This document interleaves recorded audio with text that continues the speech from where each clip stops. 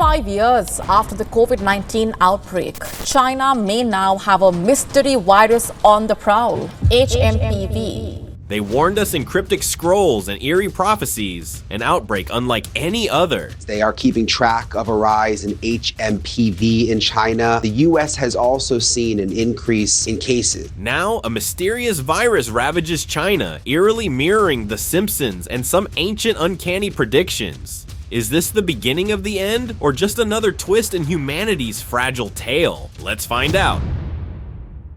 After the COVID-19 outbreak, China may now have a mystery virus on the prowl. China has been battling an outbreak of human metapneumovirus, or HMPV. It started with a simple news alert that most of us probably scrolled past. In 2023, Chinese hospitals reported a surge in respiratory illnesses. But this wasn't just another seasonal flu spike. Something more concerning was brewing in the heart of China's most populous regions. 5 years after the COVID-19 pandemic, China is witnessing another outbreak, HMPV, human metapneumovirus, a name that has dominated global health discussions. While most respiratory viruses target either the very young or the elderly, this outbreak showed an unusual pattern. When you go to the doctor and you've been unwell, they say it's, likely just a virus. This is one of those viruses. It's been circulating in the human population for at least 50 years. It was affecting people across all age groups with a particular aggression we hadn't seen before. HMPV isn't new. It was actually discovered in 2001 by Dutch scientist Bernadette G. van den Hoogen along with her colleagues. The World Health Organization says human metapneumovirus was first identified in 2001,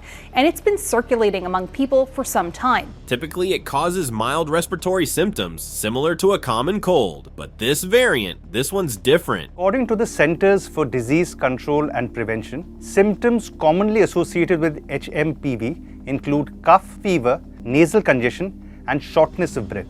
The virus has shown unprecedented transmission rates, with hospitals in Beijing, Shanghai, and other major Chinese cities reporting occupancy rates we haven't seen since the height of the COVID-19 pandemic. By December 15th, hospitals in 3 major Chinese provinces were operating beyond capacity. We're talking about scenes that'll give you flashbacks to early 2020. In just the first 2 weeks of the outbreak, Beijing Children's Hospital reported a 700% increase in respiratory cases. But the pattern of spread? It's not following any predictable model. One day, it's in a bustling city center. The next, it's somehow popped up in a remote village 200 miles away. No clear connection, no obvious transmission chain, nothing that makes sense to the experts. Now, I know what you're thinking. Is this COVID-19 all over again? Well, let me tell you something that's been keeping epidemiologists up at night. When we compare this to the early days of COVID, there are some haunting similarities, but also some crucial differences that might actually be more concerning. Despite rapid travel restrictions, cases are already popping up in neighboring countries. But before you start stockpiling supplies, there's something crucial you need to understand about this outbreak. We need to understand how we got here, China's history with viral outbreaks. What factors have repeatedly made this region a breeding ground for new viral threats?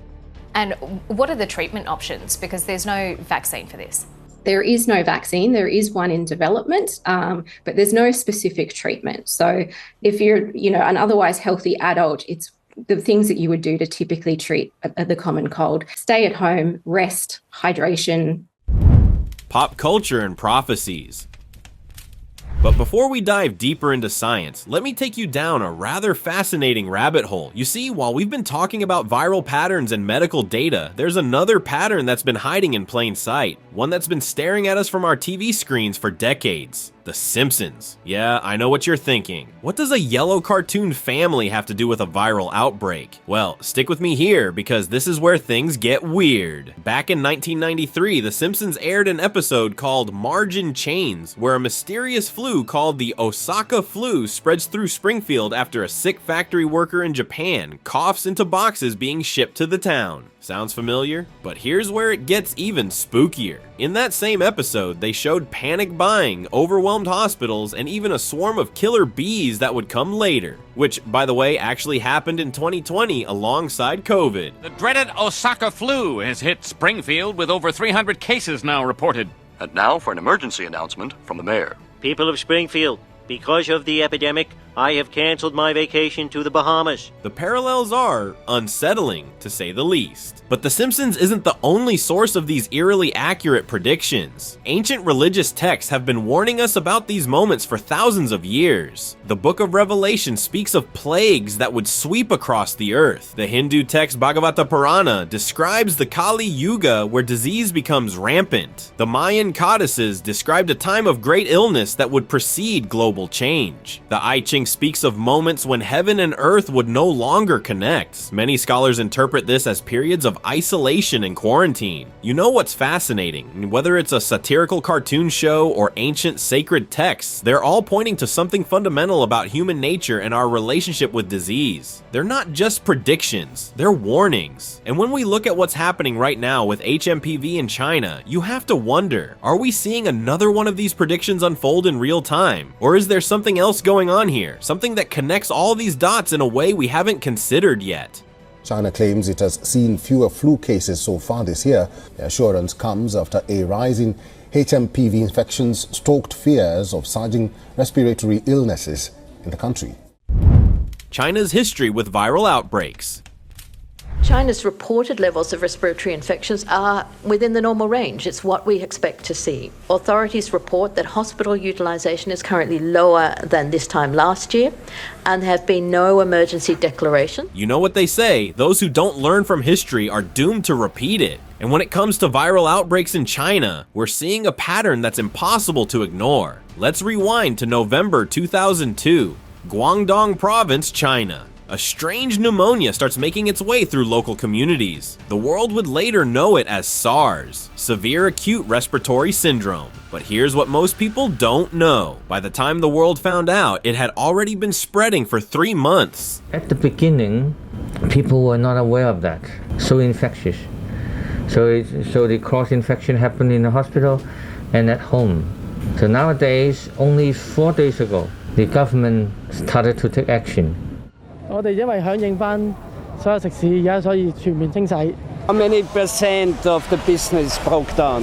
跌咗幾多成度咧？超過6成，超過。Fast forward to late 2019, Wuhan, China. We all know what happened next, but let me tell you something that most news outlets missed. The pattern was eerily similar. A respiratory virus, initial denials, delayed response. But this time, the virus had a different strategy. Instead of neutralizing its host quickly like SARS, it played the long game. But here's where things get really interesting. If we map out these outbreaks, SARS, COVID-19, and now HMPV, we start seeing something that can't be a coincidence. They're all emerging from regions with very specific characteristics. Dense population centers right next to wild areas. Warm, humid climates are perfect for viral mutation. Traditional markets where different species interact in ways nature never intended. It's like Chinese are creating the perfect viral incubator. And then there's the cultural factor that nobody wants to talk about. Traditional medicine markets, live animal trade, centuries-old food practices, all colliding with modern global travel. It's a powder keg waiting for a spark. But here's what keeps scientists awake, and these aren't random events. We're seeing a pattern, a rhythm almost. SARS in 2002, COVID in 2019, and now HMPV. It's like clockwork, each one more sophisticated than the last. Almost as if these viruses are learning from each other. And if that's true, if this really is an evolutionary pattern we're seeing,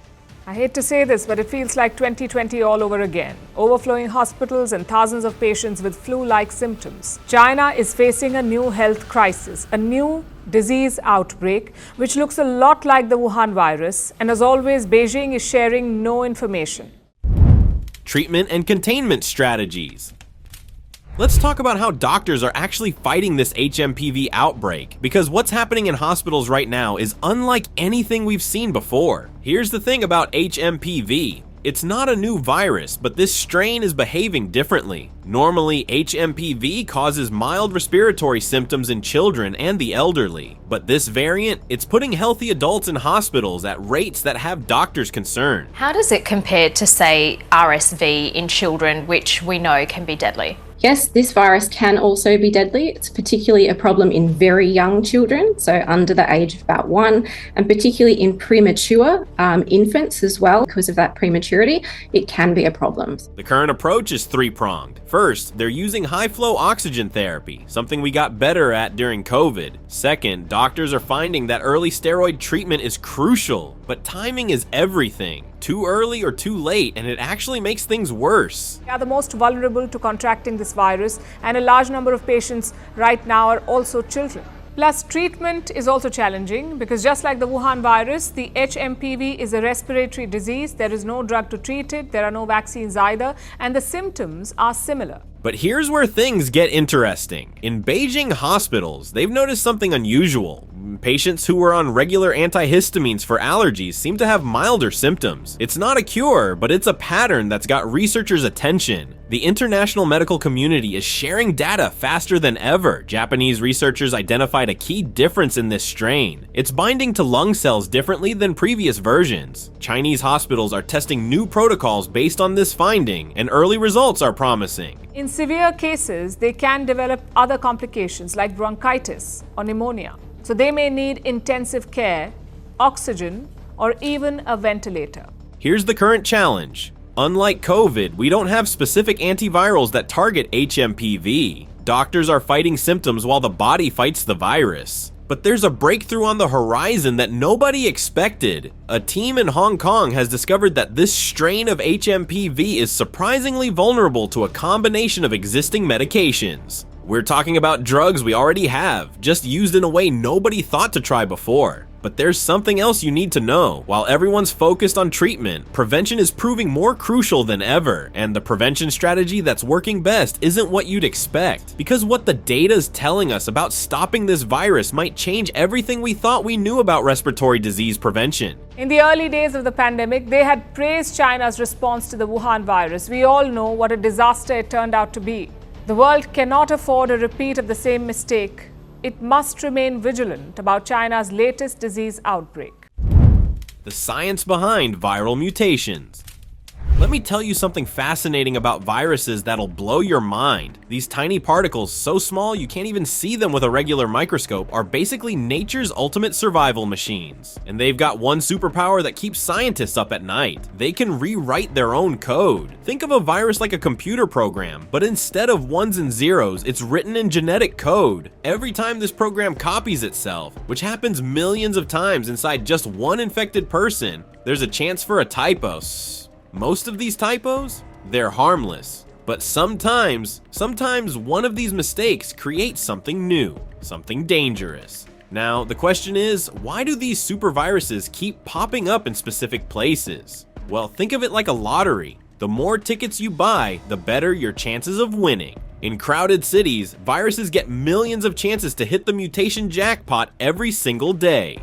Add in warm, humid climates and different species mixing together. You've got nature's perfect viral laboratory. Here's the kicker. Our modern world is giving these viruses a VIP pass. We're pushing into wild areas, creating zones where viruses can jump between species like kids playing hopscotch. And the scariest part, scientists estimate we've only discovered 1% of all viruses out there. What we're seeing now isn't random. It's a perfect storm of population density, climate change, and human behavior. And what comes next might change everything we thought we knew about viral outbreaks.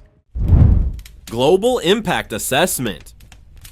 Remember how a single sneeze in China led to empty shelves in New York during COVID? Well, what's happening right now makes that look like a dress rehearsal. The moment news broke about this outbreak, global markets started dancing to a very familiar, very dangerous tune. But here's what most people aren't seeing. It's not just the obvious stocks taking a hit. We're watching a domino effect that's quietly reshaping the entire global economy. When COVID hit in 2020, the world lost $28 trillion in economic value within just 8 months. That's larger than the entire US economy, but what's happening right now? The numbers suggest we're on track for something even more staggering. Let's put this in perspective. During COVID, the stock market took a 30% dive in just 22 days, the fastest crash in history. The 2003 SARS outbreak? It cost the global economy $40 billion.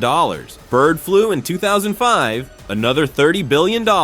But here's what makes our current situation different. During COVID, we lost 255 million full-time jobs globally. China's factories shut down, causing a domino effect that's still haunting us. Remember trying to buy a PlayStation 5 in 2021? That wasn't just about gaming. It was a warning sign of how fragile our supply chains really are. Here's something terrifying. 80% of our antibiotics ingredients come from China. During COVID, prices for basic medicines jumped 500% in some cases. Now, we're seeing early signs of even worse disruptions. Last year alone, critical medications went into shortage. The travel industry lost $4.5 trillion during COVID. 43 airlines went bankrupt. But here's what's scarier. Back then, we had clear patterns of spread. This time, the virus is playing hopscotch across continents. Airlines are canceling routes with no warning, stranding thousands. Our healthcare systems never fully recovered from COVID. US hospitals lost $323 billion in 2020. Now they're facing a new crisis with 20% less staff than they had in 2019.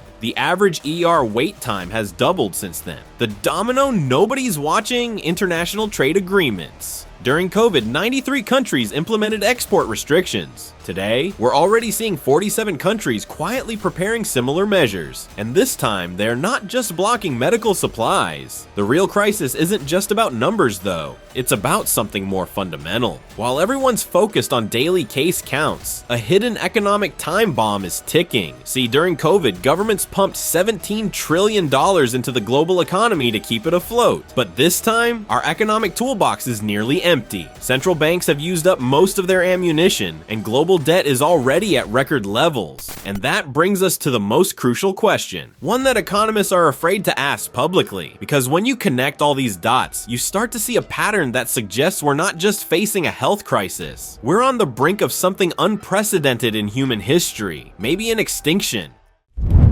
The Great Cover-Up. There's something about this outbreak that just doesn't add up. The official timeline tells one story, but the data, well, the data tells another. Let me show you what I mean. Display timeline graphics. When we look at the satellite images of hospital parking lots from November 2023, we see something strange. 3 months before the official announcement, hospitals in northern China were already operating at 156% capacity. But why wasn't anyone talking about it? Here's where things get interesting. In early 2023, 3 major biological research facilities in the region received massive funding increases. The official reason? Advanced pathogen research for medical preparedness. But some experts are asking, preparedness for what exactly? And then there's this peculiar detail. In the months leading up to the outbreak, several major powers conducted what they called large-scale biological defense exercises. Russia, China, even the US. All practicing for something they claimed they didn't see coming. The experts claimed that the pattern of spread we were seeing, it was too precise. Natural viruses are chaotic. This one felt engineered for maximum disruption. Think about it. This virus isn't just hitting anywhere. It's targeting major transportation hubs, economic centers, and strategic locations. Almost like it was designed to cause maximum global impact with minimum effort. And let's talk about timing. Just months before the outbreak, the World Economic Forum conducted a simulation of a global pandemic that bears striking similarities to what we're seeing now. Coincidence? Maybe. But here's what they didn't want you to see. Several key documents from that simulation remain classified. When asked why, officials cite national security concerns. But what could be so sensitive about a pandemic simulation? Now, I'm not saying this was intentionally released. I'm just pointing out patterns. Patterns that suggest someone, somewhere knew something was coming. The question isn't whether this virus is dangerous. We know it is. The question is, was this nature's roll of the dice? Or was someone loading the dice? Because when we look at what happens next, well, that might be the most revealing part of all. And it's something that no one is prepared to talk about yet. Pandemic prevention measures. After COVID-19, everyone said never again. Governments promised better preparation, better systems, and better everything. But here's what they actually did, and more importantly, what they didn't do. Let's start with what's changed. The World Health Organization now has a pandemic early warning system that monitors social media, hospital admissions, and even sewage water in major cities. Sounds impressive, right? But here's what they don't tell you. During the first signs of this outbreak, it took 47 days for the system to trigger trigger any alerts. By then, the virus had already spread across 3 continents. See, we built all these fancy systems, but we're still playing catch up. Now, here's where things get interesting. Artificial intelligence, everyone's favorite buzzword, is actually doing something useful for once. New AI systems can predict outbreak patterns before they happen by analyzing everything from flight patterns to grocery store purchases. One system in Singapore spotted this outbreak 12 days before official reports. But the real game changer? It's not what you'd expect. Remember those PCR tests from COVID? They're dinosaurs compared to what we have now. New molecular testing can identify unknown pathogens in minutes, not days, yet most hospitals still don't have them. And let's talk about those contact tracing apps everyone downloaded during COVID. Plus, they've evolved. New systems can now predict exposure risk before you even come in contact with an infected person. But here's the problem no one's talking about. These systems work great in theory, but they're only as good as the data they receive. And guess what? People are more worried about privacy than ever. Only 12% of people in most countries are using these new warning systems. But there's one critical thing everyone's missing. Something so simple, yet so powerful, it could stop the next pandemic before it starts. And it's been right in front of us the whole time. See, while we're busy building million-dollar AI systems and genetic sequencing labs, we're forgetting the basics. The single most effective prevention measure isn't high-tech at all. It's about changing human behavior, and that's where we're still failing. Economic implications. The numbers don't lie, folks. Global markets have already lost $3 trillion in just weeks. But here's what Wall Street isn't telling you. Some people are getting filthy rich from this crisis. While airlines and tourism are crashing, biotech stocks are soaring, companies working on viral detection up 400%, air filtration systems through the roof, but the real money's flowing somewhere nobody's watching. Underground bunker construction, private medical facilities, personal protection gear. The elite aren't just preparing, they're investing. And that's the opportunity nobody's talking about. Because when the dust settles, we won't just have a new virus to deal with. We'll have a completely different economic world order, and only those who saw it coming will be ready. Future predictions. What I'm about to tell you isn't just speculation. It's based on patterns that the experts see but aren't talking about publicly. And trust me, it's not what you're expecting. Experts from MIT recently shared something disturbing. Their AI models aren't just predicting more outbreaks. They're showing a pattern that suggests these viruses are becoming more intelligent. Not alive, but adaptive in ways we've never seen before. Here's what's keeping virologists up at night. This HMPV outbreak, it might just be a dress rehearsal. The real show hasn't even started. We're seeing viral strains that are learning from each other and sharing genetic information like teenagers share TikTok videos. A leaked WHO document, one they never intended us to see, suggests something even more chilling. They've identified what they call sleeping viruses in the melting permafrost. Ancient strains our immune systems have never encountered are preserved like deadly time capsules. But here's where it gets really interesting. Major military powers aren't just preparing for traditional warfare anymore. They're building specialized biocontainment units in every major city. Like, the question isn't if, but when they'll need them. The banking giants are quietly preparing too.